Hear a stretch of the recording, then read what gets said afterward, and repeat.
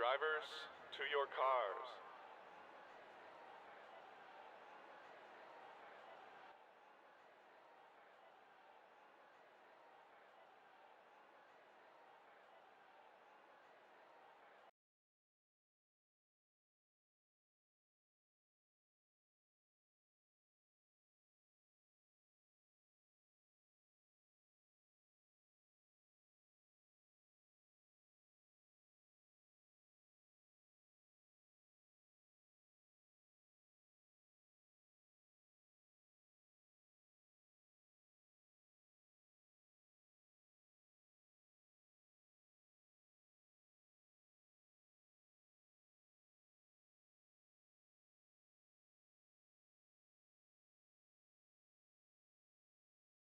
Drivers, start your engines!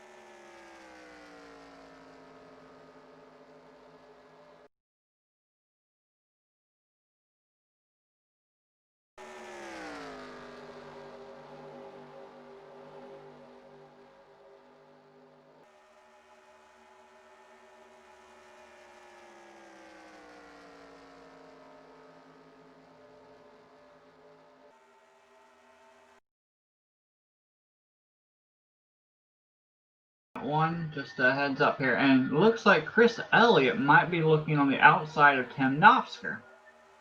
Yeah, that is correct. Meanwhile, Zach Formal, he's just trying to check out. He's hoping that they battle back and forth. That way he'll get a clean way into this segment 1 win so he can park it and not have anything to worry about until Thursday when we actually go All-Star Racing. Right. So we'd like to apologize here. We had a little bit of technical difficulty on our end. Not sure why or how, but TeamSpeak was muted, even though I had it unmuted visually. So all that last run here probably didn't hear all of us, but it's fixed now. So we are back here, coming to the end of the stage. Looks like Chris Elliott making a move here on Tim Knopfsker. And here comes Bob Seminara. Where did he come from? I have no idea, but it's 3 wide for second place. Can Bob get enough speed in their draft to get up there and challenge for the race lead? If they keep racing side by side like this, that's going to allow the 006 to pull away and win the segment. There is a caution that is out that is labeled with 2 laps to go in segment 1. Pits are closed. That is right, and I believe they have taken the caution flag here. I believe that might have... Did that end the stage, or was that an actual in-game caution? This counts as a segment ending, apparently, I believe. Let's see if we can find out what happened here. And what it brought looks out... like I see smoke off of turn 4 over there, so that might have been something happened over there. We'll keep an eye on it here. Wait for the pace car lights. There they are. Now let's go look and see at what happened. Oh yes, it is the 72 machine has spun around in the corner here. We're going to take a look at it right here. Jim Gloud, that is very, very unfortunate for him. He was up near the front making a little strategy with those stops a little earlier, and he wasn't able to do it. A few people are coming in. We're looking at it actually right here. You see, I think his name is Perry Roan or Bone. I can't. Terry Bond. Terry Bond. He just gets into the corner, tried to get to the inside of the 72, drifts up into the quarter panel and spins the 72 machine out. Up and nosed hard into the wall. I'm not sure if Jim Gloud's day is done, but he manages to hit nose first and keep it going. So I guess that's a kind of a good save on his part. Well, but it did bring out the caution. we do want to point out that the segment has officially finished right now. That Zach Formal will be the segment 1 winner. He will be staying out, and he will come in in a moment and park his car, and we will get a quick interview with him. Yes, Zach, before. we'll be ready for an interview. Absolutely, yes, we will. As you see him pulling down to the we're inside gonna now. wait for him to park his car and get out, so we can interview him at that point. We're gonna let him focus on trying to get to pit road. We don't want him wrecking up some other car by accident.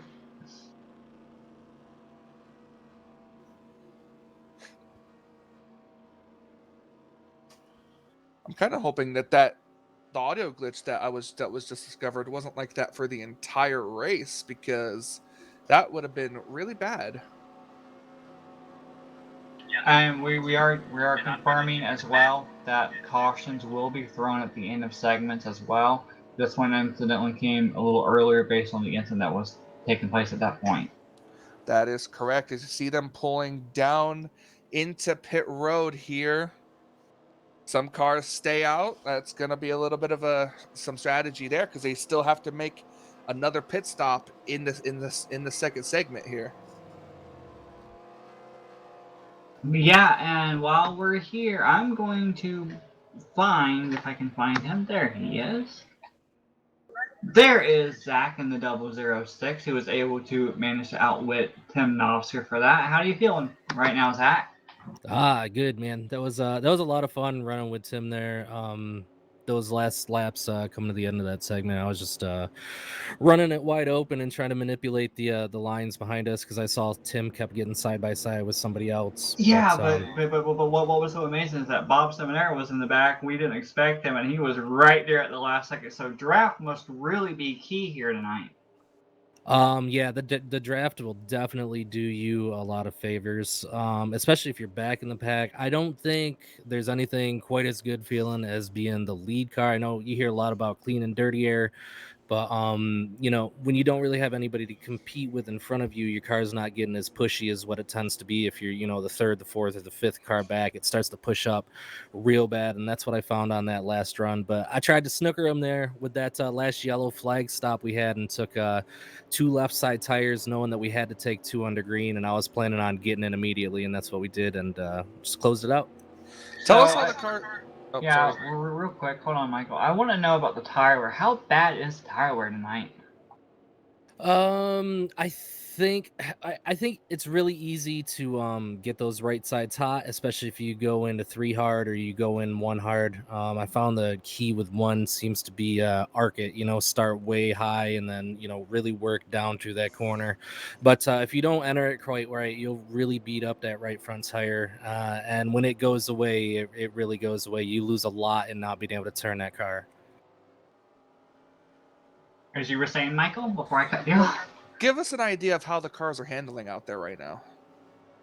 Um, I can't, I don't mean this to sound arrogant, but I can't really say what it was feeling like much, in the middle of the pack. I feel like we pretty much had clean air most of the time, but it's pretty dicey. I know, when those guys caught up on my rear bumper there, I was just like, okay, I got to figure out if I'm going to be able to pull off this block without creating a big log jam. But they started to push up anyway. But don't take any one of these guys out of the fight. If they're still in this race, each and every one of these guys is capable of going out there and getting it. So I'm looking forward to watching the rest of them.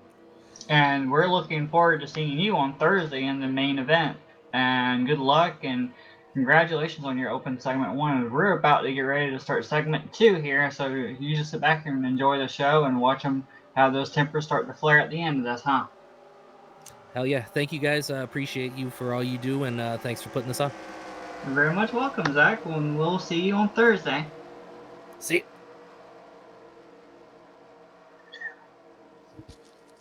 Getting ready to go back to green here at the start of lap 24. 23 laps complete as we get ready for segment 2, Michael. Absolutely. Pace car dives in on the straightaway. The green flag is about to come out, and we're going to get restarted for another 20 lap segment. Now, we're restarting this, I believe it's on lap 24. Whoa! I'm sorry there, Michael. I didn't mean to cut you off there, but Stephon Martel got a huge shot to Glenn Harris's back bumper, and he got really squirrely out right there at the start of that restart on that. I'm sorry about that, Michael. I thought we almost had a wreck. It's all right. As I was saying, we are restarting this race on lap 24, which means on lap 44 will be the end of stage number 2, which means by lap 42 they would have to make their planned 2-tire green flag pit stop. As you see, these 88 machine of Tim Nofsker is leading this race. Then you got Donnie Garrett in second place, Chris Elliott in third on the very high lane here. But you got Bob Seminara, who had a real good time coming onto pit road earlier in the first segment. Now going to take over the third position. We got a battle back here around 7th and 5th where, not 5th. I can't even speak right now. Too much excitement. Shush.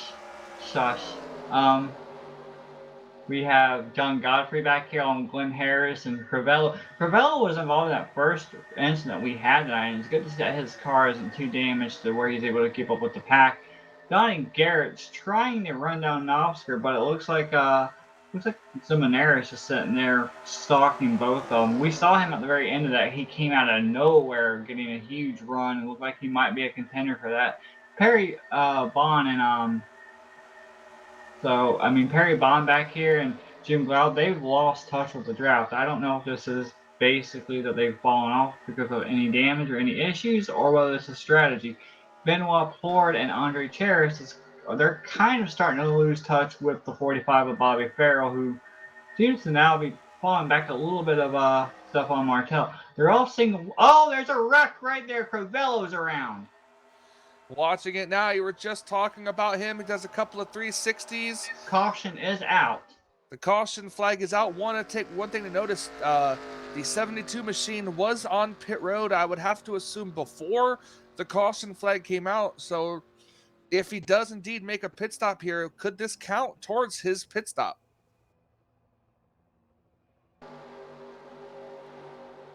Waiting for a confirmation. Nope, looks like Jim Gloud has retired. Oh yeah, he must have retired because of the engine damage he received after hitting the wall.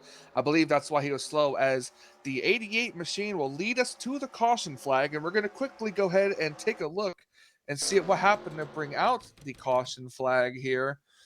Crivello, he had gotten involved in the first incident. He had done a great job keeping it out there, managing to stay up into the second segment, and then wow, it's so unfortunate that he's having mishaps. I hope he doesn't have too bad of damage here for getting spun out. Absolutely. I hope he doesn't have that much damage either. We're looking at him right now in a 56 machine. I think he gets turned off the bumper of the 42 machine. We're going to look at it right here.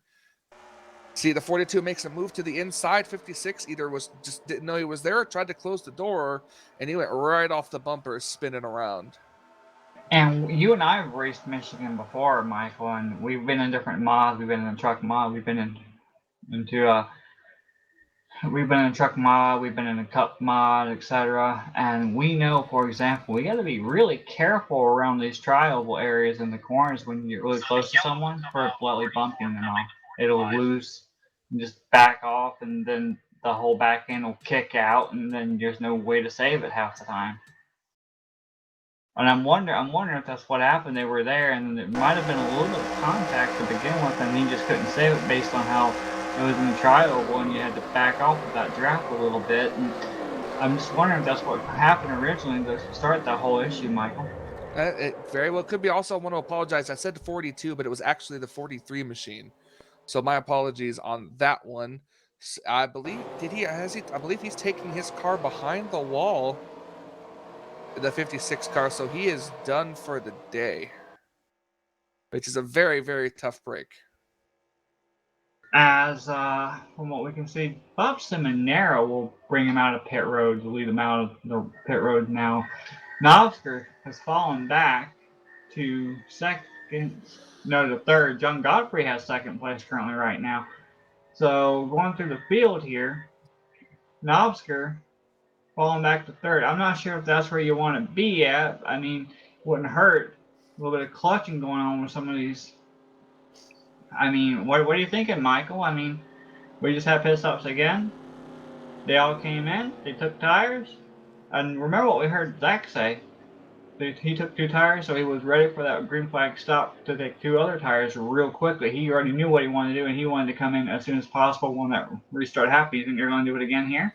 It's very, very possible. We saw how hard it is actually to get onto pit road, when they're going full speed. So coming around after taking the green, these cars would have roughly 12 laps, depending on when we go back green. So it looks like it'd be about 11 laps to make that pit stop. So we're probably going to see them coming down either 1 or 2 laps after this restart, to what you said, Jess.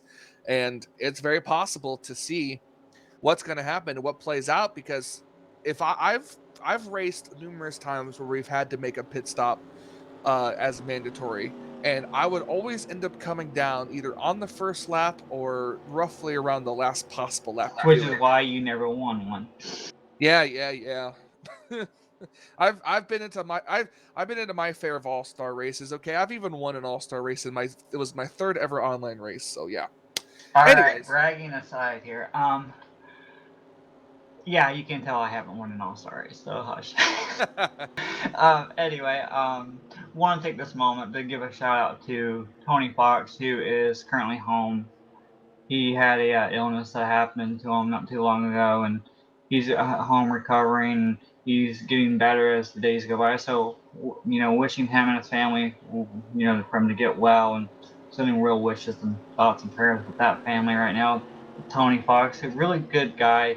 He's been part of the staple of the RTG family for a long period of time. So, wish he would get well and get him back up here soon. I'm sure that everyone's pulling to get him all the way up 100%. and with time he'll be up and he'll be back with before you know it, right, Michael? That's how it happens with everything. You sit back and you heal up, and then when you're back, we've seen people randomly come back and be one big threat after a single race to always win. And so I wonder if Tony Fox will come on and start back racing and basically be a threat. Absolutely. Best well wishes to him, and can't wait to see him back out on the racetrack. We are back under the 1 to go. As I said, we're going to have 11 laps for these drivers to make that 2-tire green flag pit stop. So I pretty much can assume pit road is going to be a very busy place. Yep, and we see the new leader being Bob Seminary, and we saw him last time. Like we said, he had a run coming out of nowhere. He did a little bit of strategy, was able to get out into the lead. Now I'm wondering if this is going to benefit him with the cycle coming around, if he can actually get out there and actually lead this thing, or will Knopfsker be able to finally submit that open win that he needs to get to make the All-Star race on Thursday? Well, if he's not able to do it this time, he's going to have a chance for one more 40-lap segment, which I would assume we'd probably see roughly 2 to maybe 3 possible green flag pit stops for that segment. Got to keep in mind, caution laps do count, so any cautions we get in these stages, they count towards the lap counter. So Bob Seminary and John Godfrey on the front row here. It's the first time we've seen Godfrey up near the front. Yep, and I would have to assume that's out of pit strategy here. So gonna wait and see if he's gonna either try to lead lap or wait till pit road is a little less crowded. But pace car is in. We're getting ready to go back under the green flag here at Michigan. Green flag is out. We're underway, and it was a pretty even restart. Yeah, but it looks like the 57 of Stefan Martel kind of backed up a little bit, like he might have spun the tires. And we see Oscar way at the very bottom. He's hugging that yellow line at the start of this run. Glenn Harris all the way down the apron. Andre Charis moves up, and while Porter will take the position away.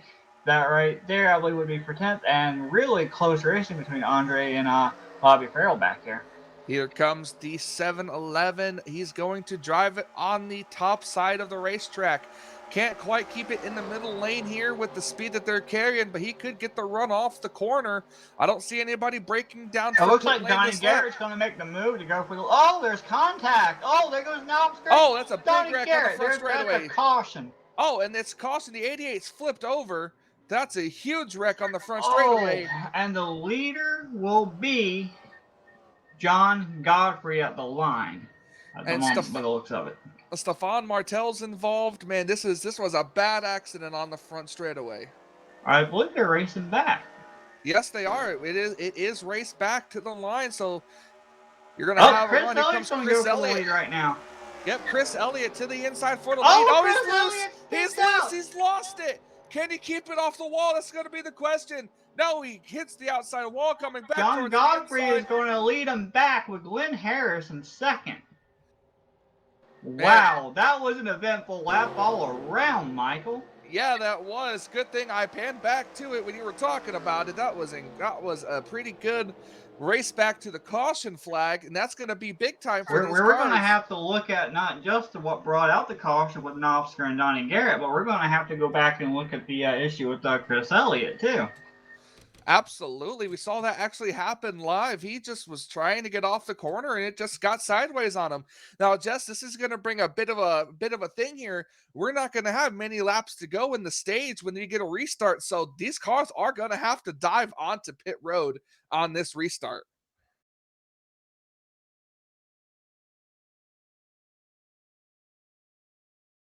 I mean, yeah, they have not made their two-tire stop. I mean, I don't know what you're thinking about, Michael. This is going to be really hectic here. We got a handful of laps left, and it doesn't matter if you pit now or not. You still have to make that pit stop under green. And with that just happening, I wonder, you look at the back of that 088 of Tim Knopfsker, that back end's all crashed in from the pole setter. Absolutely. This is going to change a lot of things. We're looking at Donnie Garrett here, who was an innocent bystander. If you take a look at the accident, it looked like the 88 just became a ping pong ball right in the middle. He came up, hit the side of the 74, and it was just on from there. We're going to look at it from real time here. Yep, he just made contact, got loose, and it was just on from there. Just absolutely crazy. I mean, Tim. I mean, you're going. You're going, and it's like you're trying to gain that one spot, and everyone in that same position at the same time, Michael. You just can't do nothing about it. They're all wanting that same spot. There's not enough real estate to go around. We're watching on board the 43 machine who's unfortunately involved in it. He sees the 88 car go and flip, and he hits the outside wall pretty good, and then just able to kind of throw it in gear and keep going.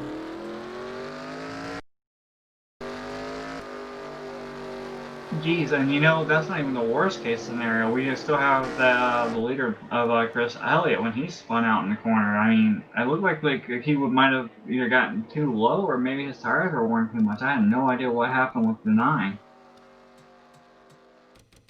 Gonna take a look at that right now. We'll see him just racing to try to get back to the caution flag. He is just down here. We're gonna run it in slow motion for you guys here. As you can see, he's just trying to get off the corner. He wants the race lead going into this. And he tries to keep his foot in the throttle, and it just was enough to send the car sideways. He tries to save it, and it ends up going completely around on him. He almost had it saved. You see him drifting up towards the wall there. He's trying hard to get it. As he's spinning, he has the wheel turned, but the wheels bit to the ground at just the wrong moment and turned him back up to the outside wall. And luckily, no one hit him. That's very true as well. He's just made a second pit stop. Meanwhile, looking around the field here, the one driver that did stay out that whole run that I can tell was the. I mean, you got 60th Harry Bond. He stayed out along with Glenn Harris. Glenn Harris will inherit the lead at the moment, but they still have to make that 2-tire stop. So I'm wondering if Glenn Harris is trying to use a little bit of strategy to quickly come in, take those 2 tires, a little bit of fuel, and get on back out there. It's very possible. Tim Nosker's back on pit road repairing damage, I would imagine, with the back end of his car. And I wonder how many of these cars realize that, okay, well, maybe we should relax and settle down. We still got one segment to go. I mean, you and me both know, Michael, crunch time is usually about 5 to 10 laps to go. These guys, they've raced every single lap like it's the last lap, trying to gain position to try to make sure they get this open segment win so they're locked into a special event. Absolutely, and we're going to get the 1 to go signal this time. That's going to give you 6 laps on this restart to get that 2-tire pit stop done before the cutoff moment. I do want to point out that the All-Star race itself will be held here on FRN on Thursday night. You'll be able to see all the winners from segment 1, 2, and 3, and a choice, I believe, of 2 random picks from admin and owners' choices here that will be looking up the vote to get in. So we're looking forward to covering that Thursday. I'll be here, but I do not know yet who my co-commentary will be. I'm hoping that maybe Michael might join me back, but I don't know. I think, Michael, you have to work that night, don't you? No, actually, I am off this week, remember? No, I don't remember because I know how you like to change things up. No, I took this entire week off of work. I needed a vacation from work. Define the word work. I needed a vacation from work, so I'm working. That's why I'm here. You're still working, so I mean, define the word work. Yeah. We're getting ready to go back to green with the leader being Glenn Harris, Harry Bond second, Andre Harris running up in the 3rd position, John Godfrey 4th, and the 5th place car of Bob Seminara alongside Benoit Ford in 6th on this restart. Michael, it's been really, really hectic the last few times. I wonder what we can do this time. Yeah. Remember, the 2-tire stop's coming. It's going to be more hectic when these drivers peel off the track trying to get on the pit road. We saw already one driver spin it onto the pit road, into the pit road wall, ended his day immediately. Green flag's back out. I can't wait to see what's going to happen here, if these drivers are going to try to make it 3 wide or what. If I was one of these drivers, no matter where I'd cycle out, I don't think I'd want to come down when a lot of these other drivers do. So I try to wait till the road's going to be the least busy. Corner, they're really, really tight. looking back here at Tim Nosker is so damaged he's fallen back. So he's got to hope and pray that there's a big incident that happens to give him advantage unless there's pitch strategy of the last segment. Meanwhile, it looks like Bobby Farrell looked like he might have been trying to get down pit road, but he hit the apron, bounced right back up on track, and sped back up. So he was not going to come down to pit road, I suppose. Meanwhile, it looks like Bob Seminara is going to make a move on Perry Bond. Bob Seminara goes up to second place. He's going to run down the 08 of Glenn Harris now. Yeah, absolutely he is. He's going to run it down. We'll see if he can do it, but more importantly, we'll see when he comes down pit road. Bobby Farrell on the 45, Chris Elliott in the 9. They have signaled that they are going to be pitting this time by. Going to try to keep an eye on him back here. Look right there. They're trying to manage to get in position. They got to give room. Remember what we saw earlier. Bob Seminara almost ran over a driver, so they got to be really careful coming in. A lot cleaner on pit road this time. It looked like a couple of cars possibly speeding. Contact a little bit between Bob Seminara and the car of Brian Lavelle. Made a little bit of contact in the quarter panel, but they're good. But there's something. Oh, he had to check up for Benoit Florida, and he hit Benoit Florida in the back end, and Benoit's around. And that's not going to be good for that 87 machine. It looks like he's going to have to try again in the third segment. He's going to back right in. He's right in front of John Godfrey. He's blocking Godfrey. Godfrey can't get out. Nosker, he's the current guy who's staying out right now. So he's going to be gaining spots as well. Donnie Garrett, who involved in that accident, he's the race leader as he comes down pit road. Andre Cheris right behind him. Yep, and they're I think they're the last two that might possibly cycle around, except for here comes the 088 machine, and that should be the last car to cycle around. Bob Seminara is currently out. He is on the back stretch now, going into the corner of turn 3. That's right. He's gonna be awake. That's the end of the pit stops here. Bob Seminara should cycle around as the race leader. The question will be is if he can keep it for the final 3 laps of this segment. The 08's got a run coming. I mean, I'm on board with him, and he is flying with that draft, catching back up. Yeah, he is. And that number 08 machine, he's right behind him. He's got that Coca-Cola AC Delco machine dialed in for tonight, doesn't he? He's been up to the front half the time. So he's really looking forward to taking it head-to-head with Bob Seminara in the 712. Absolutely. He's got a car in front of Bob that Bob could use as a drafting partner. That's Donnie Garrett. He is currently the leader, but he's going to get he's going to come back in. Garrett. I thought Garrett came in the first time, but he might have missed a stall. Either that or maybe he sped onto pit road. That's very, very possible here as we're keeping an eye on it. This is the final lap. Not the final lap, but this was the final lap that they could make it if they had to make the pit stop here. This is 2 laps to go in the segment. Here, keeping an eye on the battle for the win here. None of these drivers have drafting help. So if he's going to make a move, it's going to be man versus man. I do want to point out that officially Crivello has parked his car and retired. We've got several retirees that will commentate on who's retired in a moment. But Seminara and Glenn Harris coming down to the tri-oval. This is the last lap of stage number 2.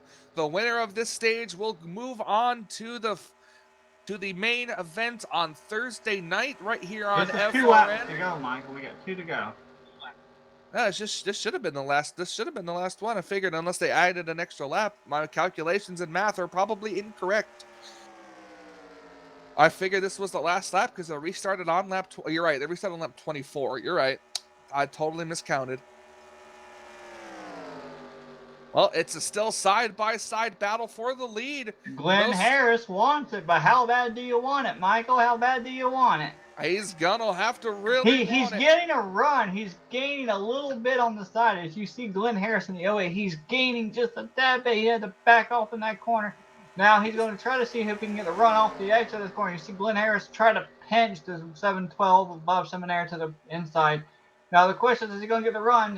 He's got a run coming, but the question is can he get there off the exit of 4? I do not think so. That outside lane has not been the best.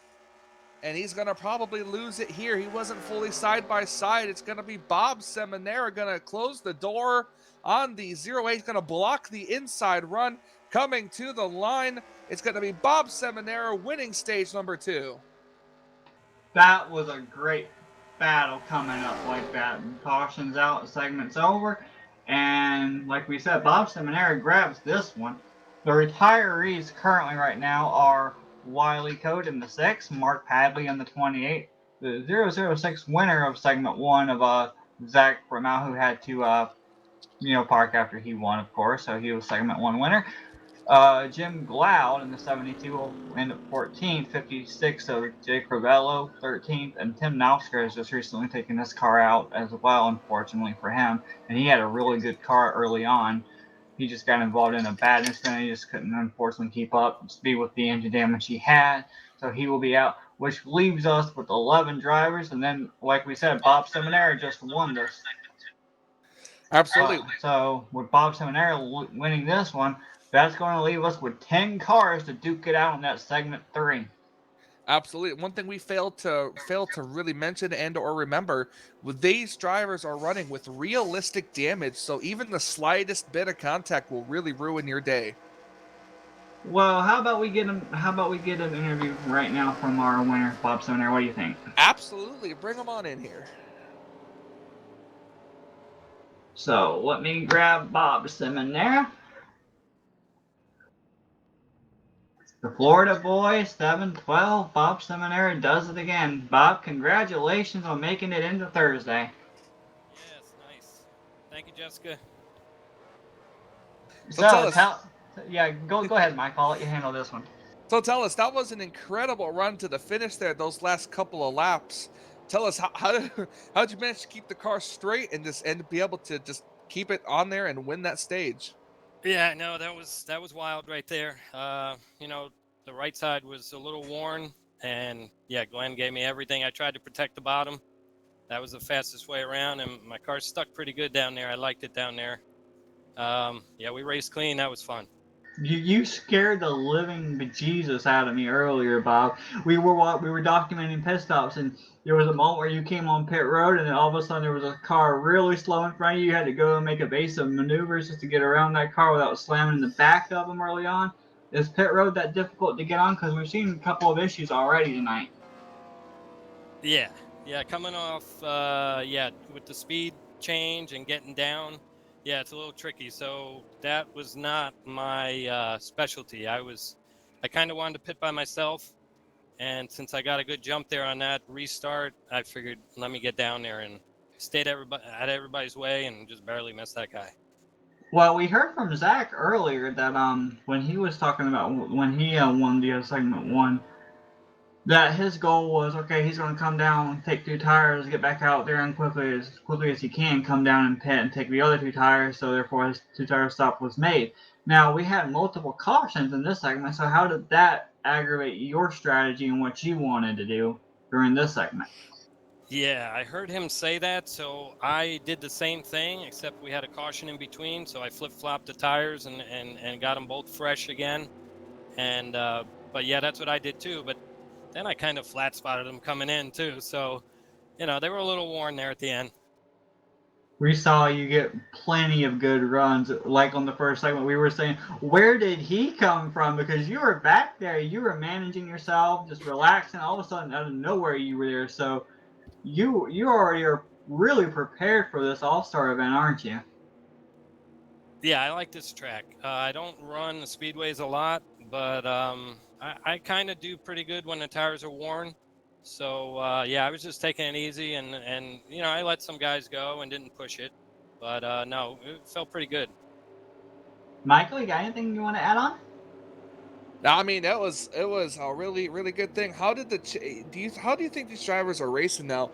They've got about 40 laps in this final stage. Do you think they're going to be racing every lap like it's the last? Yeah, it's been pretty racy, but I think fighting for those last spots now, and with the strategy trying to get that green flag stopping is a little tricky.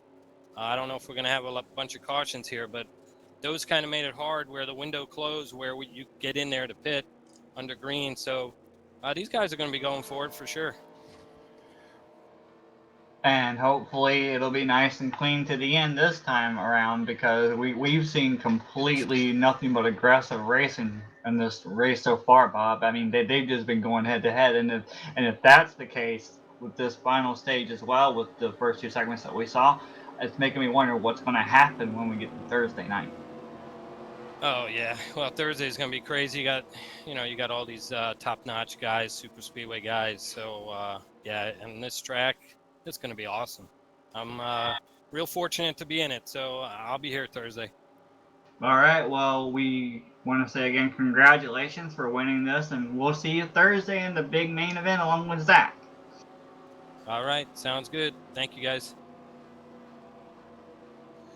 And just as I predicted, we're going to get this restart with exactly 40 laps to go in the final stage. And this time, remember, it's the top 3 out of this stage that advance to the main event on Thursday. And right now we got Glenn Harris on the front row with Bobby Farrell starting second. Chris Elliott, who had that small mishap, he's restarting third. And Perry Bond, who's had a little bit of an up and down day, he's going to be restarting fourth with Stefan Martel and Andres Harris in the next right beside him. I don't know what to expect, Michael. We're getting ready to go back to green.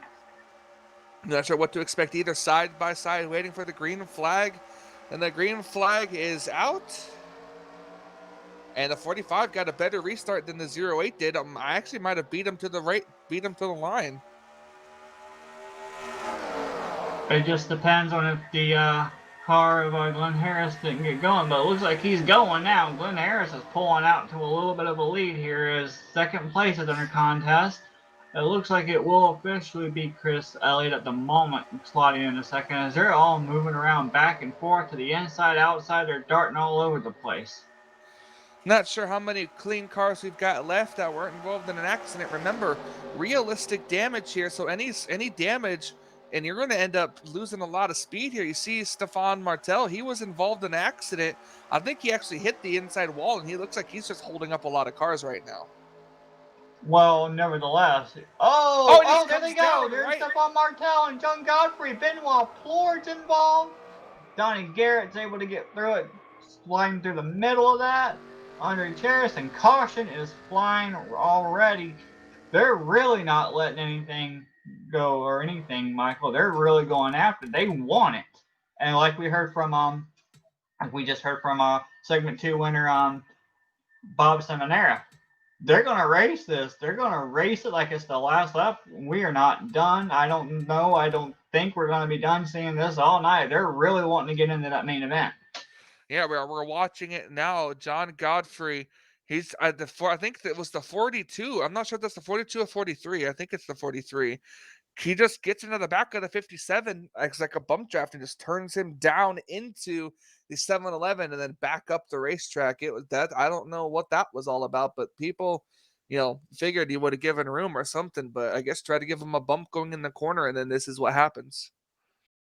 Yeah, it's just unfortunate. You were talking about Stefan Martel might have been a little bit off the pace, but when it comes to an all-star event, trying to make the main event, you have to be out there, you have to go for it, and Stefan was trying so hard to keep this position to hope that things would turn into his favor and that he would actually be able to make it.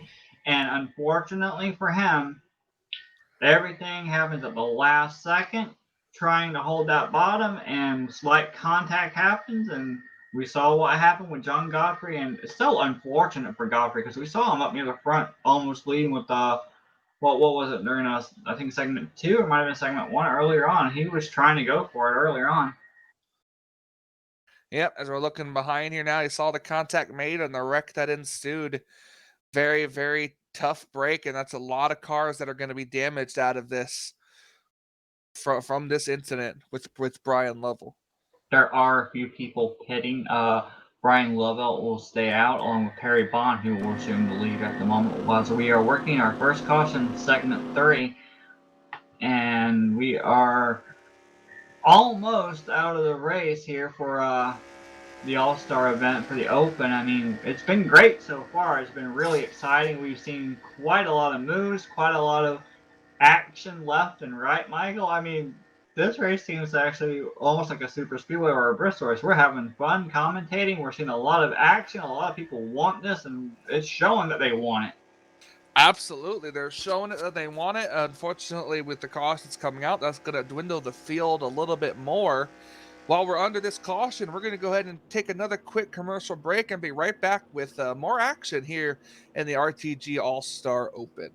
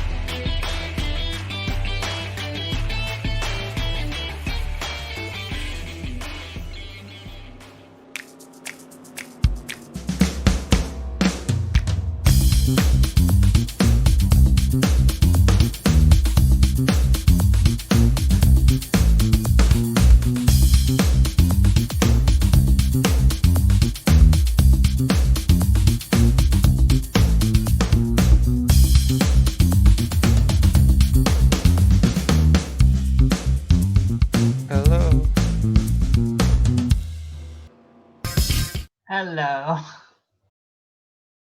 How are you, Michael? I'm okay. I think we're back now, coming back, getting ready to come to the green flag here. You get everything unmuted? I believe I did. Yep, I can see No it. We technical did. We're issues all now? good. Okay, good. Because they are about to come back to get the green flag to start back, starting lap 55 out of 88. There will be 3 people who transfer to the main event on Thursday night. They do not have to make any tires or fuel stops at all. No, nothing else mandatory. This final run. As we're getting ready to go back to green, Perry Bond's going to lead them down. Well, they're going to have to probably make pit stops, just they're not mandatory. They're not mandatory to advance. So as you get the green flag here, he said he's leading. He's got a really good push from that 45 machine, and he's going to Bobby Farrell's going to go. He's not going to waste his time. He's going to try to get around the 60 of Perry Bond. Yes, he is. You see, the 60 has a little bit of side damage on the driver's side there. I wonder if unless that's just the way the scheme looks. It looks like the 45 is going to have a run here. That is the 08 machine. Glenn Harris is back up there. We saw Glenn Harris battling Bob Seminara the last segment when Bob Seminara won. Glenn Harris isn't out of this. He wants it. And there's going to be a spin. Benoit floored off the corner. And it looks like Andre Cheris is going to spin as well. caution flag is out again. I'm not sure what I happened don't even there. think that was contact. I think that was they got loose or something. And I saw Benoit Ploy get really loose going in the corner. The back end of that 87 is all dinged up. Yeah, and usually when that happens, your car gets a lot looser. It doesn't look like Andre Cheris has a lot of damage. He was involved in an incident earlier on. I do know that, but it looked like I saw them both. I saw Benoit go sideways going into the corner. Like they just got really loose, and the car just got away from him going in the corner, like we've seen a couple of times earlier on tonight. But Andre Cheris, I have no idea what happened to that 75. Oh, I see what happened. That the 75 got a little help from the 57 when the 57 was trying to avoid the spinning 87, and that's what sent him around. So 2 cars wrecking, and that's what brings out the caution again here. And you said talk about racing, so this last little bit they're going to be trying to race all out here. But the more damage these cars get, it's just either going to make them looser, or it's going to make them slower. So we could see this pack dwindle down from 10 to almost maybe none if this kind of racing keeps up. If you haven't, and Michael, I know this is your first time. Actually, this is your second time, I think, commentating one of the RTG events. I think you commentated the All-Star race itself a little about a month ago, didn't you? Yeah, I thought it was a totally challenge, but no, you're right. No, I did the Open. If you remember, these guys, they're able to handle themselves and maintain themselves for a really good run, long green flag racing, maybe a caution one or two, but they're really known for, their manners, their respect, giving each other room, etc. But this is the one time of the year, the whole season, where they're able to go all out. They don't race dirty, but they race aggressive and they make it look good on screen for us to watch. We know that these guys are as clean as they come, but this is the one time where they can actually go full out and race as aggressive as they need to just to get stuff. And they're putting on a really good show for us right now. But it's just unfortunate that we've had so many cars have to retire regarding the damage because it's realistic. So not only are they able to have fun going all out and being aggressive, they still have to remember to take care of their car because one little ding and it could be over. It doesn't matter if it's a little bit of damage that they think is, okay, well, that's fixable. Well, you're going to lose 2 or 3 mile an hour off of it. So they got to be really careful from here on out if they want to make it to the end of this. Yeah, they do. It's got to be real. They got to be real careful. Try not to get too much dinged up. As we said, that's what realistic damage is all about. It's one little hit, and it's going to affect your car and its handling, as you've seen with the 76 machine getting loose in the middle of the racing of the corner in turn 4. So we're still under the caution flag. We've only run roughly it's a about 75 machine, not 76. I was close. Okay, No, you weren't. One number off. I was close. I do apologize for that. My just going off the top of my head here with the number. I know it was the Tide machine. So I should have just said No, that. the Tide machine's the 57. Okay, I was close again. No, because if you take the 57, the numbers are 75 still. So on your Terrace, it's 75, and Steph Martel, it's a 57. So you know what? Your facts I'm right, dyslexic. Michael. Okay, it happens.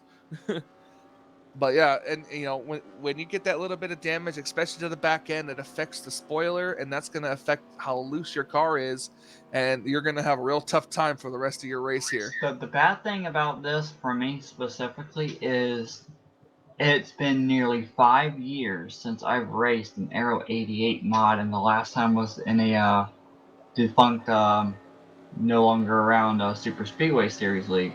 So I don't even remember how these cars feel.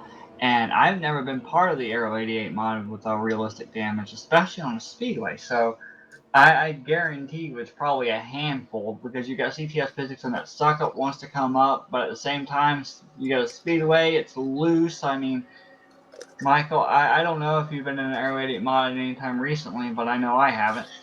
I have not been in an Aero 88 car at all since I've started online racing in NR 2003, so this whole thing is new to me. We're going to get a restart with just 29 laps to go. So we're already roughly about halfway through this race. By the way, I think I'm in trouble. I said that I wanted to go with Tim Nosser for winning, and he ended up wrecking. And so I gave him the jinx. I gave him the little. Both of us did. Both of I us gave did. him the jinx, and you know what the problem is? I said I wanted Grant to win the other night because I wanted to jinx him, and it didn't happen, and he ended up winning the championship. And honestly, I wish I had known that that was the faulty with that. Yeah. If I pick Robert Malcolm to win, Robert has an issue. He wrecks. If I pick Tim Oscar to win, he has a wreck. He has an issue. But if I pick Grant Wesley, he actually pulls it through. We got to figure out how to get off of that one. It's the commentator's curse. I'm telling you, we've just got to stop making picks. I stopped making picks with Robert Malcolm when you started winning. So I don't know if that works too well or not. But we're getting ready to go back to green flag racing here with, you said, about 28, 29 laps roughly left in the segment 3 here. And on the front row is Glenn Harris and Bobby Farrell. Glenn Harris had a good, strong run battling Bob Steiner for segment 2 earlier on. Let's see what he's got this time. Absolutely. Getting ready, coming down here. Got both cars on the back bumper. Green flag is back out. A pretty decently even restart here between the 08 and the 45 machine. We'll see how much longer that 7-Eleven car running in the 5th position will stay back there. Looks like Bobby Farrell's going to start right behind Glenn Harris to get a run. I don't expect Bobby Farrell to sit there. I expect Bobby Farrell to try to make the way to get to the lead and try to win this. He's probably not going to be comfortable just sitting there and say, oh, well, top 2 or 3 transfer. No, he's probably going to want to get the win itself. As they go back in turn 3, going into 4, Bobby Farrell peeks underneath the 08 of Glenn Harris. Keeping an eye on the 60 machine, cut it real close to the back bumper of Brian Lovell in that 43 machine. But then you've got John Godfrey trying to work his way back up into the top 3. He's going to dive underneath the inside. Bobby Farrell still battling with Glenn Harris for the lead as they come into turn 2. Looks like they're getting really tight with each other off of that corner. Looks like Glenn Harris is going to edge out Bobby Farrell a little bit and take the lead back. And Bobby Farrell will currently just slide into second place and just manage to ride along for right now, trying to formulate another run so he can get back up to the inside and try to see if he can make another pass on Glenn Harris. Meanwhile, he's going to lose that position possibly to John Godfrey, who's getting one heck of a run on him. Absolutely. We're going to keep an eye on him. Yep, right here as you see him. He's getting a heck of a run. Going to maybe try to take it to the outside lane here. Is he going to be able to get it done? That's the question. I don't think he'll get it completed. No, as they're coming off of turn 2 right now. Looks like Bobby Farrell slid up just a tad bit. John Godfrey's getting a run. He's going to the inside, but the question is, can he get enough steam to go there? It doesn't look like he's there yet. Meanwhile, this is all going on behind Glenn Harris, who's taking his car out to a couple of car lengths advantage, and he's just trying to pull away at this moment. However, right. John Godfrey finally gets around Bobby Farrell for second. Perry Bond going underneath Bobby Farrell for third. Bobby Farrell has fallen back to fourth as they are side by side back here. Andre Cheris and Brian Lavelle, they're battling for the 5th position. Yeah, they're really going to have to keep an eye on it too, because third place is the final transfer spot. So that's where the bubble spot is going to be, currently held by the 60 machine. And here comes the 7-Eleven to the inside using the draft. He's going to try to go for the lead in turn 3. Bobby Farrell trying to think about going to the inside. He had to back out, and when he backed off, look at him. He's sliding way up. He got really loose, and then tried to catch it. Got a little bit tight. He's going to go real close to the wall, and he's going to lose so much ground. Now he's battling back here with Brian Lavelle as they go 3 wide with looks like Donnie Garrett here and Brian Lavelle, and looks like Bobby Farrell is going to continue to fall back. Meanwhile, up front, Perry Bond looks like he's going to take second place away from John Godfrey as Glenn Harris continues to lead. He got second place using the drafting help on the front straightaway, stuck with the 08 machine, and was able to just draft on by the 7-Eleven machine. It's right here, the top 3. Bobby Farrell back here split up. He almost got on the side of Donnie Garrett. He's losing a lot of ground. I don't know if he's taking it in too hard, Michael, or whether his tires are almost gone. I don't even know. But Bobby Farrell is having a lot of issues right now. He keeps going in, he keeps sliding up, getting a run. Looks like he keeps having a tight issue, possibly. coming in off of these corners, especially in 3 and 4. Meanwhile, as you stated earlier, oh wow, Bobby got really loose off of 2. I'm sorry. No, But you're fine. He's about to lose that position to Chris Elliott now to the inside. These drivers are really, really racing hard. And that's Perry allowing Vaughn has the lead up in front. He got around Glenn Harris and John Godfrey. He's got it right now. keeping an eye on this. Yes, indeed. He's got the lead. These top 3 are breaking away from fourth on back, and that's kind of what you need to see here. We're really approaching 20 laps to go. Now the question remains is if we stay green here, how long until these drivers will have to come down pit road? Well, the good thing is they don't have to worry about being mandatory because that's already out in the past in the first 2 segments. But like you said, if the tires are wearing, because we've seen Bobby Farrell sliding all over the place, so we have a good idea that there might be a lot of tire wear happening right now. We heard I believe it was Zach or Bob earlier talk about the tires just almost completely going away here. So they got to keep an eye on that with how hard they're running these corners. They're almost 3 wide back here going in turn 1 between Brian Lavelle, Andre Terrace, and Donnie Garrett. Looks like they're going to settle side by side. Battling between Donnie Garrett and Andre Terrace. Looks like Donnie Garrett has a little bit of a faster car. Brian Lavelle, he's going to make the move to go up high. Chris Elliott's going to fall in line. These 3 are going to try to freight train the 75 on the high side. Meanwhile, up front, you still got those top 3 running nose to tail way there. Battle might be on for second place right now, Michael.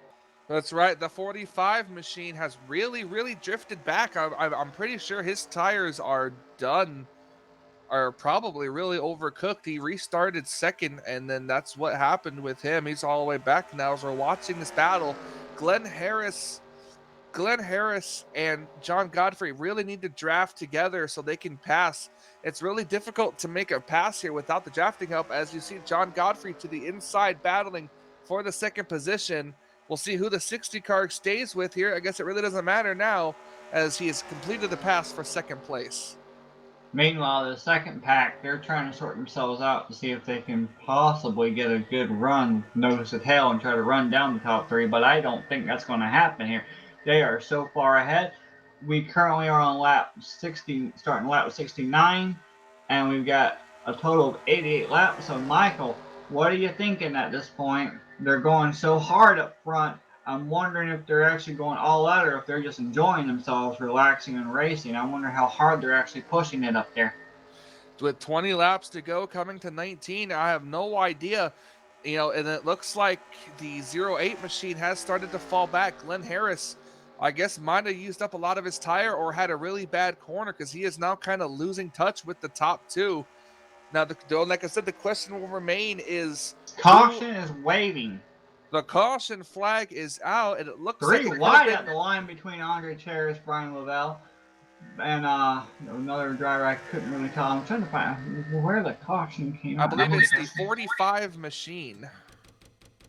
It looks like maybe, yeah, you're saying that might have been Bobby Farrell. And remember, we saw Bobby Farrell. He was struggling. He was really, really pushing up so bad. I wonder what happened to him. Bobby Farrell and Stefan Martel have brought out the caution flag here. We're going to take a look at it here. 45 slips up. The 57 just tries to keep his nose underneath there, and they just make contact and go for a spin. And the 57 car makes really hard impact with the inside wall. That Stefan Martel's night is over after that impact. That was an incredibly hard impact to the inside wall. I do want to point out that I was just double checking with certain admins just to get an idea for the fuel window here, Michael.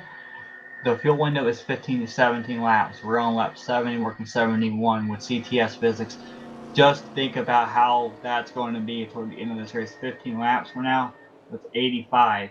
Actually, technically, yeah, about 86 right now. But at the same time, if it's 17 laps, it's going to be close to 88. But we got to have CTS follow. So they might not be able to make it all the way to the very end regardless. So they might have to make a short little pit stop or a splash. And if that's the case, it's going to throw a huge wrench into this. Absolutely. And not only that, but clutching and saving too. So it's not going to be all about running full throttle here. As these drivers race off the pit lane here, And it looks like the number 60 is going to come out with the race lead. We're going to take, hopefully, what could be our final commercial break of the race and be right back with more action here at RTG.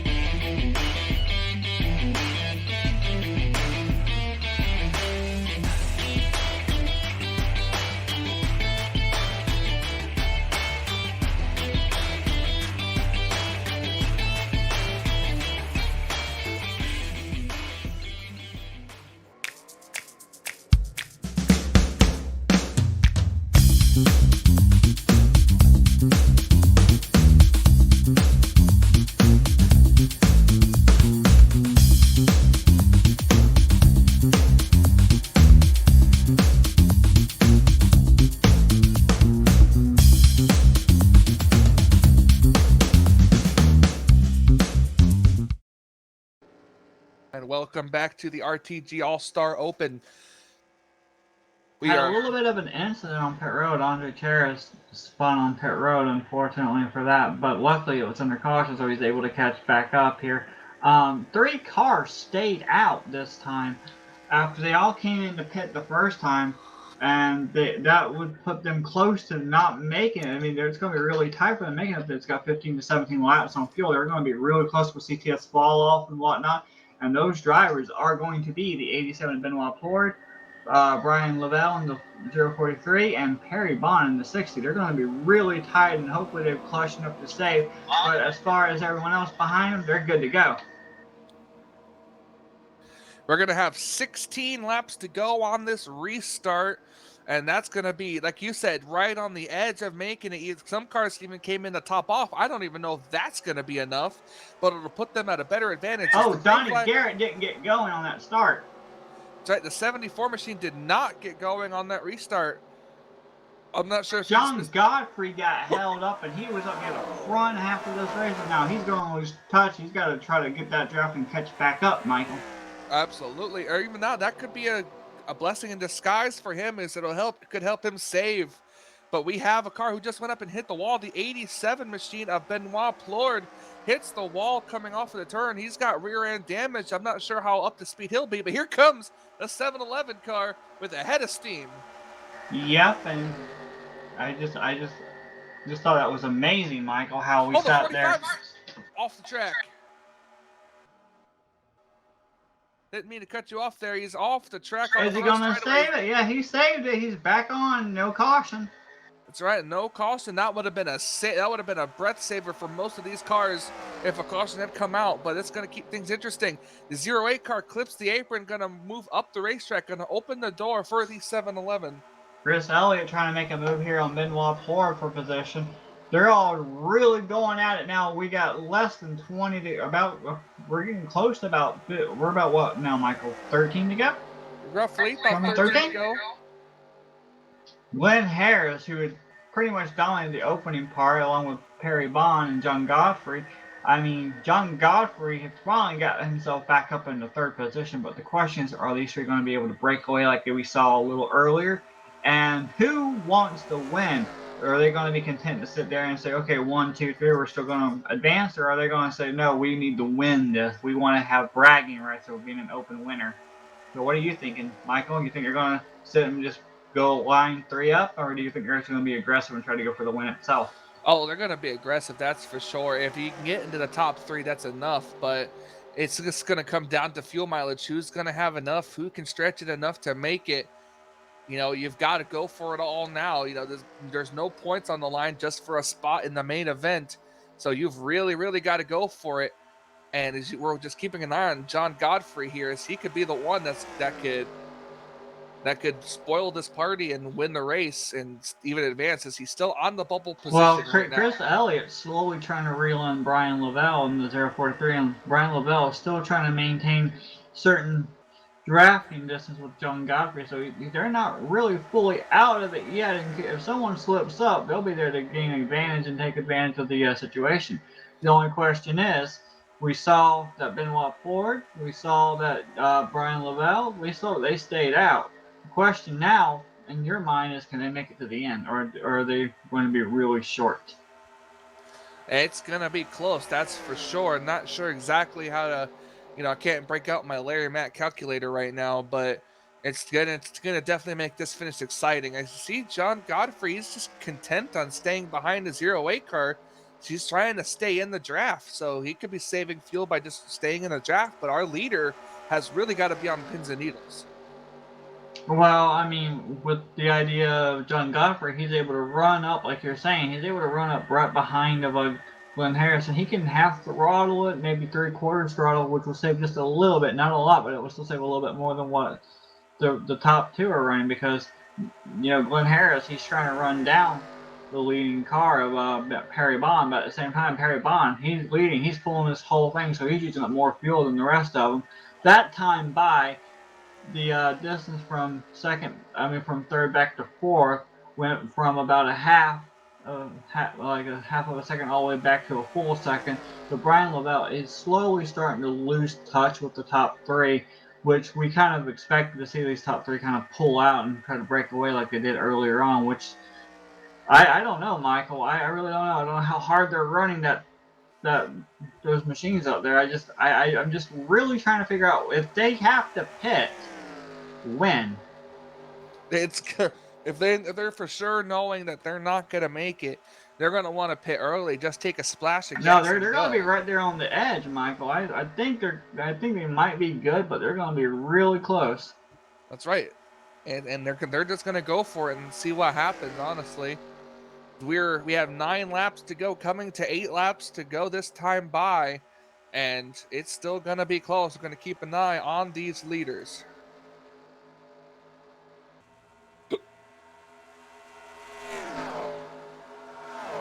Off into turn 1, the 60 still with a decent amount of lead. Looks like the 08 car, these guys can draft up to him with no problem, but they're probably running about half throttle down the straightaways and even into the corners, trying to save as much gas as they possibly can. Yes, and for a fact what we saw earlier, Michael. We saw that they were really trying to maintain themselves, really calm and careful, but they were being really aggressive. Now the question is, how aggressive are they going to be? Are they going to be over the top aggressive, or are they just going to be aggressive just to get the position? Because when you get that lead, you're going to want to block and block and block. And blocking someone could turn you. And if that's the case, and someone gets turned, that's probably 2 cars going to be involved. And then guess what that means? That means that not only will 3rd place go by you, that means 4th and 5th will gain that position as well. Absolutely. You got to keep an eye on it too. Really close up together drafting. We're keeping an eye on it. We've got 7 laps to go. This time, I believe we're coming to 6 laps to go. So we're just getting coming to closer and lap closer. 83 right now, starting lap 83, completion of 82 out of 88 races, out of 88 laps, I'm sorry. John Godfrey's going to make the move on the inside of Glenn Harris. He's not going to wait. There he is, looking down. He's going to make the move to the inside here, but the 08 car on the outside lane is going to have just a slight bit of the draft. Well, they got to be careful about battling. I mean, they got plenty of time to battle because it's about 2.2 back to Brian Lavelle, but looks like Glenn Harris is going to hold serve for right now. These guys have got to probably play it safe. This could potentially be the battle for the win. Remember, the 60 car stayed out, did not come in to top off. So if that 60 car is low on fuel, they all came in when that caution came out. They all came in, then they went back out. Then on the last couple of lap runs that they had, a few people did come back in. Perry Bond was the one that did not come back in. That's right. So he's has the lowest amount of fuel out of the top 3 cars here. The 7-Eleven just clipped the wall off the turn. I believe Brian Lavelle, Perry Bond, and there's one other driver that stayed out. I think it might have been Benoit Ford, it might have been Andrew Terrace. I'm not sure, but it might have been. I know it was Brian Lavelle and Perry Bond. They stayed out on that last lap of opportunity caution, like 2nd time or 3rd time by. They actually stayed out. Everyone else came in to get a little bit more fuel and go-go juice so they can actually keep going all the way to the end of this. So now they made their bed. Benoit Ford running the apron down here on the front stretch. I'm not sure what he's doing unless he's trying to pick up some speed and see if that'll help or not. But meanwhile, back up near the front, Michael, Glenn Harris is running down Perry Bond. John Godfrey's kind of backed off a little bit. I'm not sure if that's for him saving a little bit of fuel. As Perry Bond slides up, Glenn Harris has a little bit of a run coming. Perry Bond, there goes the leader. He goes, he spins it out. I don't think this will bring out a caution flag. He is out of harm's way on the inside lane, but that's what we said. Make one little mistake and everyone else will gain advantage. And now Glenn Harris is leading us with John Godfrey, and Donnie Garrett has currently grabbed that 3rd position. That's vital to go in there. But remember, Donnie Garrett, he's actually in a battle with Brian Lavelle and Chris Elliott. So now that that's happened, oh boy, that 3rd transfer spot is going to be really the place to watch for someone specifically coming through the end, Michael. I don't know who's going to get at the end of this, but such bad luck for that 60 Perry Bond. We saw him up near the front. He got involved in an incident earlier on the whole All-Star Open itself, and he managed to rally himself back up near the front. It looked like he had it in hand, and then it just got away from him.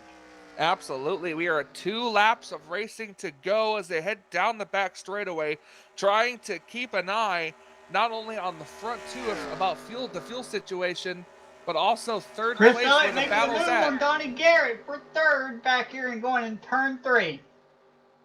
That's right, keeping an eye on it right here. The 9 is trying to get a little bit of a run on the 74. The 74 is going to come to the point of getting that groove. That groove in the middle is where you want to be at. And Donnie Garrett's going to pull ahead slightly as the white flag is out. Michael, this is going to be for all the marbles. How hard are they going to push it? Donnie Garrett almost comes down to chop Chris Elliott off. Chris Elliott has to back off so he doesn't wreck the 74 of Donnie Garrett. Absolutely, trying to keep an eye on it here. Who's going to win? Jess, you're going to have to call it to the end here, keeping an eye on the battle. I'm looking at the battle back here with the going in turn 3 between Donnie Garrett and Chris Elliott. Donnie Garrett slides up. Chris Elliott's going to get a run here. We know that Glenn Harris and John Godfrey will transfer, but that 3rd position will be going to the 74 of Donnie Garrett. Very, very amazing finish here. I cannot believe it. That was a heck of a finish. Just wow, Michael. Just wow all around every segment, especially all the way to the end of that. I thought Perry Bond had it in hand, and I thought the top three was already set. Yeah, and that was just an incredible run. Well, we're gonna hold on a second. Are you in camera? Glenn Harris.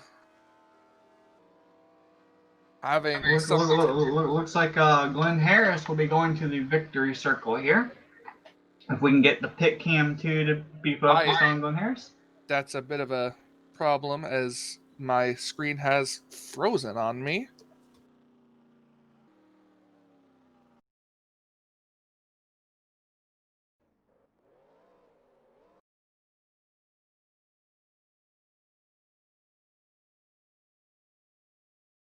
Is everything still working okay with the Flycaster, Michael? Or Unfortunately not. We still we can. I believe we're still live and everything. Just my screen has frozen on me.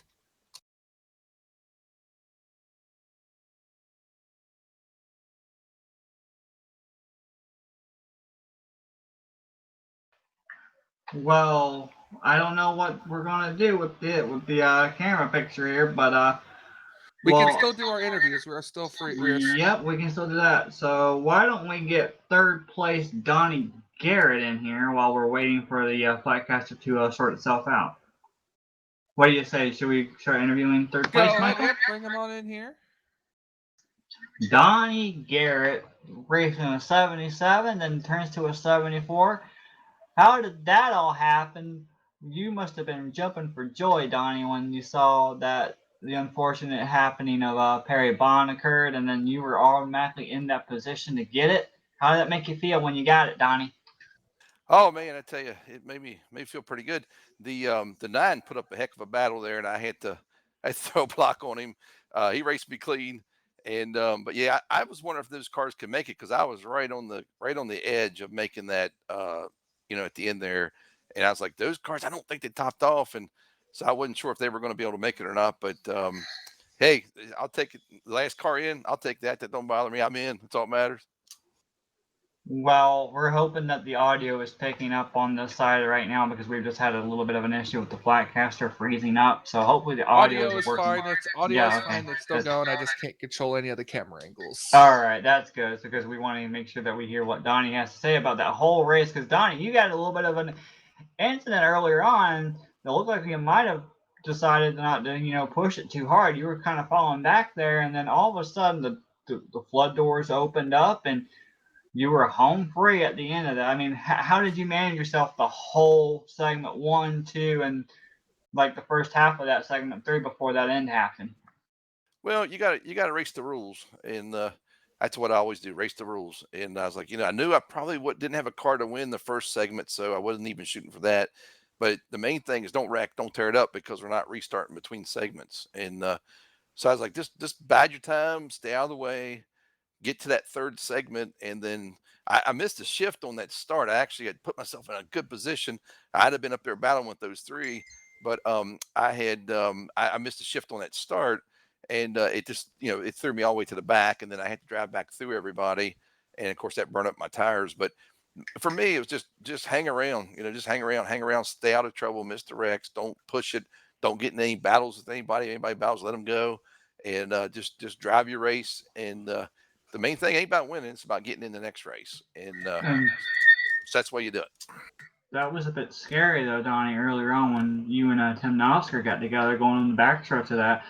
Or the straightaway. I didn't even know how much damage you got off of that. It looked like it was a really bad wreck, especially that I believe Nosker flipped. So I mean, how much damage did you get off of that? I didn't get anything off of that. I kept it off the. I think I barely nicked the wall, but of course that's the first thing I did. Went to the F9 and I didn't have no damage, and other than my tires were burnt off. But I think we were. I haven't went back and looked at yet. I think we both had pitted, put on 4 tires, and those guys stayed out in front of us. And I mean, they were just me and Tim. We're Chargers, man. We want to go, and they were holding us up. And one went way low, one went way high, and I guess me and Tim had the same thought. We thought we were at Talladega, and we'd shoot the middle. And we went to the middle, and I think we both did it at the same time. Like I said, I have to go back and look at that, but I hate that for Tim, man. He's my buddy, and I hope he makes it in on a vote or something like that. But it's we had the same thoughts, I guess. Well, we do have the 2 or 3. I think it's 2 picks that get to be locked in, so we'll have to wait and see what happens when we get there Thursday night. But Donnie Garrett, you are locked in to the next round, to the All-Star main event. You managed to get a transfer spot. Congratulations, and we will see you on Thursday. I'll be there. I got a lot to do. Woo! Meet your boy again, huh? Oh yeah, I'm back. All right. See you Thursday, Donnie. You got it, buddy. All right. So, shall we get second place up down here now, Michael? Yep. Let's get it down. Let's see what he's got to say. So, we don't really get to interview you very often, but John, you were out of nowhere. You were hanging in the back most of the race, and all of a sudden at the end, you started pushing it, and you were there. How do you feel knowing that you made it in? I couldn't be more excited, Jess. Yeah, it was a night filled with adversity. It seemed like I had to fight my way from the back to the front repeatedly all night long. I had a lot of things going right, but then got caught up in a few things. I had a great green flag pit stop in the second segment and ended up getting blocked in by a car that wrecked in front of me on pit road. It doesn't happen every day, but yeah, I somehow managed to fight my way back and keep my nose clean in the end. But John, I mean, I know that we're going to be talking about this for a little bit here, but how did that come across in your mind when you saw that there was a spin and you realized that, oh my gosh, Perry spun? Like, what went through your mind when you saw that? Honestly, I was thinking I was wondering at that point if the 2 guys in front of me had enough gas to make it to the end, and then all of a sudden he was spinning. It was just like, did I just see that? But yeah, it was a crazy night, so that was fitting. Saw you and Glenn Harris going back and forth, trading positions off and on. How was it to battle him for most of that race? Glenn drove a great race. I really tried to get around him, but kind of used up my stuff, even slapped the wall a little bit at the end there. So my hat's off to him. Great win for Glenn. Michael, you got anything? No, it was just some good racing. I saw you come down and top off at the end there, and it was real good. And he slapped the wall a little bit and kind of fell back a little bit in that last little bit of run. But boy, it kind of did pay off. You're still in the show, man. Congratulations. Thank you, Michael. Appreciate that. So, John, are you ready for Thursday night? I mean, are you just going to sit there and ride around, or are you going to try to push it every single lap to be up near the front of that? I think I got a charge Thursday night just the same way I did tonight, Jess. Yeah, it's out there with the heavy hitters on Thursday night, so it should be quite a race. Well, we're looking forward to broadcasting that race on Thursday night, and honestly, it was great to see you get up there, and I couldn't be more happier for you, and congratulations for making it into the All-Star main event on Thursday, and we look forward to seeing you there, John. Thank you again. Appreciate that. John Godfrey, he comes home with the second place, and he'll be in the event on Thursday night. Now we're going to aggravate the race winner if we can get Glenn Harris. Let's see if we can get him in here. Glenn, I am so thrilled and so happy that you are up near the front, and at the last second you ended up winning that over Perry after Perry had made that mistake. But you were running so strong this whole race. Congratulations on getting it. Congratulations on making it into the show. Couldn't be more happier for you. Well, thanks. It was one of my best races. Obviously, first win for those that follow the series. Had some luck there. Missed a couple of wrecks early. Great pit stops. I think the cautions fell pretty timely. Allowed me to keep fresh tires on the car. I kept it out of the walls and kept the fenders clean. Want to thank Bob Seminara and 712 for that great run at the end of segment 2. Real good competition there. Appreciate the clean racing with him.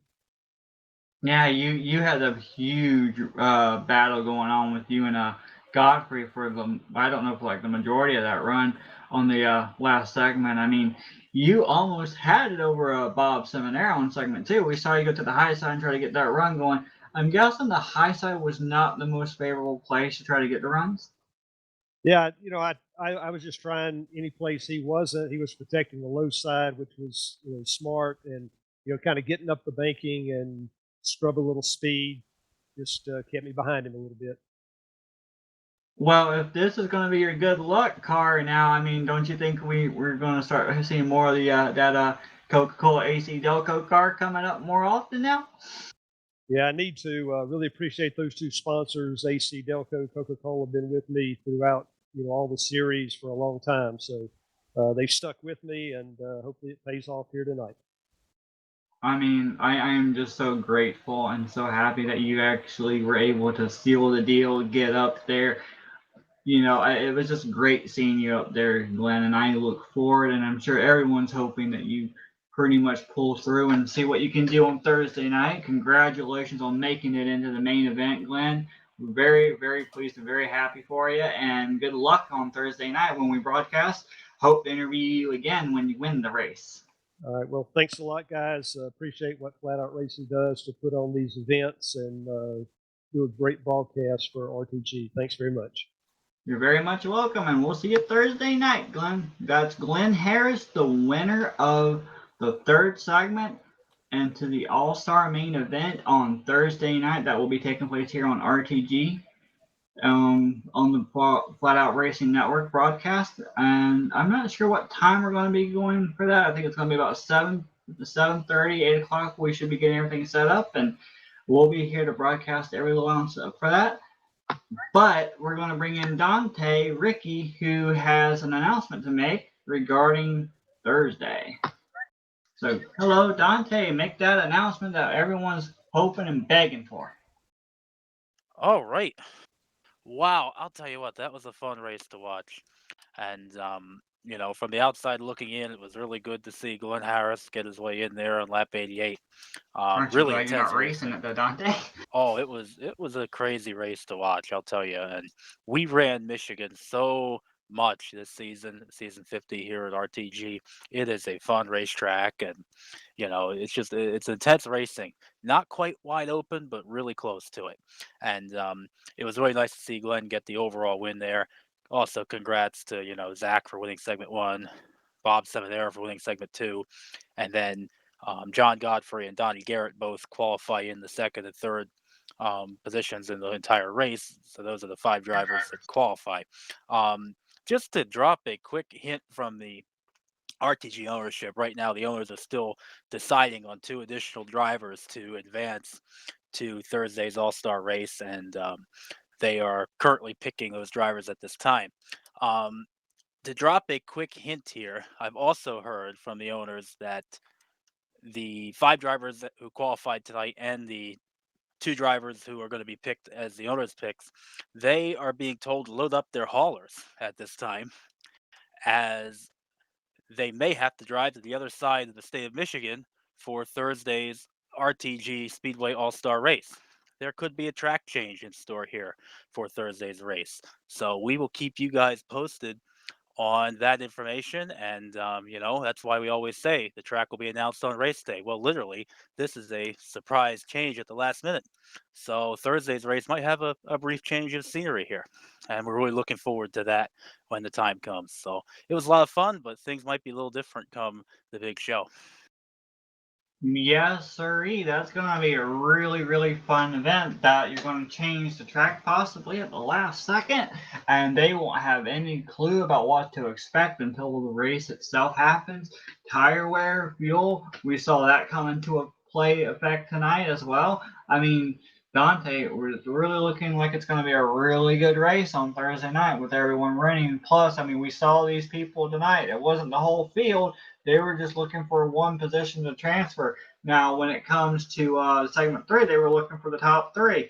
Now, we got the All-Star race coming up on Thursday night. They're all going to be gunning for it. So it's not just going to be, we're just going to let you have it because we're going to run in second or third and we're going to transfer and be okay. No, they're all going to be going all out for it. Like we mentioned earlier, Dante, it's the one time of the whole season, even though these guys are very respectful, and careful. They're not dirty drivers or anything over here, but it's the one time in the season where they can be really aggressive and show what they got when they really want it. And we saw that tonight. We just got a little hint from what we can expect Thursday night. And I'm sure Thursday night's going to be really aggressive. Absolutely. Things will be highly competitive in Thursday's race. It'll be a racetrack that is familiar to all of our RTG longstanding members, and it always seems to have green flag pit stops, exciting 2 and 3 wide racing. It's going to be a lot of fun. So don't miss out on it. Make sure you're here to watch us on Thursday for the big show. Give And us the time, if you don't mind, Dante, about practice, happy yes, hour, and the race. drivers being at 8:30. Practice will start at 7:30 Eastern time. The race will start around 9 o'clock Eastern time. So don't miss out. Thursday, 9 Eastern.